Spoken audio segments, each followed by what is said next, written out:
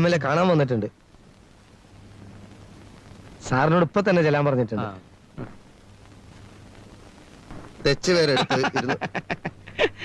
നിങ്ങളോടല്ലേ പുറത്ത് വെയിറ്റ് ചെയ്യാൻ പറഞ്ഞത്? പുറത്ത് നിന്ന് നിൽക്കാൻ. ഇതാണ് ഇവിടുത്തെ സ്ഥിതി. നിങ്ങളോട് അകത്തേക്ക് അല്ലാനാണ് എന്നോട് പറഞ്ഞത്. എന്നിട്ട് എന്തായി? വിശ്വസിച്ച് അകത്തേക്ക് എന്നപ്പോ ചെകിട്ട തടി തെറിച്ച മാതിരിയല്ലേ MLA പുറത്തേക്ക് പോകുന്നത്. ഇയാൾക്ക് പിരാന്താണെന്നുള്ളതിന് ഇതിലും വലിയ തെളിവ് ഇനി എന്താണ് വേണ്ടത്? ഈ പ്രാന്തി ഞാൻ മാറ്റിത്തരാം. ഇതങ്ങനെ കേരള ലെവലിൽ ചിന്തിച്ചാ പോരാ, കേന്ദ്ര ലെവലിൽ ചിന്തിക്കണം. പറ്റുമോ? എടോ, താൻ വെറും ഒരു കമ്പൗണ്ടറാ.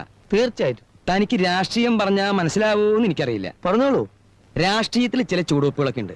എടുത്തോ പിടിച്ചോ എന്ന് പറഞ്ഞിട്ട് ഒന്നും ചെയ്യരുത്. എല്ലാ വൈരാഗ്യങ്ങളും ചതികളും വഞ്ചനകളും ഉള്ളിൽ അങ്ങനെ ഒതുക്കി ഒതുക്കി വെക്കണം. എന്നിട്ട് സമയം നോക്കി അതിൽ ഓരോന്നായി പ്രയോഗിക്കണം. ഈ സമയത്ത് നമ്മളെ കുത്താൻ വേറെ ആരെങ്കിലും നമ്മുടെ പിന്നിലുണ്ടോ എന്നൊരു കണ്ണു വേണം. അതുവരെ ദാ ഇങ്ങനെ ഇങ്ങനെ ചിരിച്ച് ചിരിച്ച് ഇങ്ങനെ ഇങ്ങനെ നിൽക്കണം. എങ്ങനെ? ഇങ്ങനെ ഇങ്ങനെ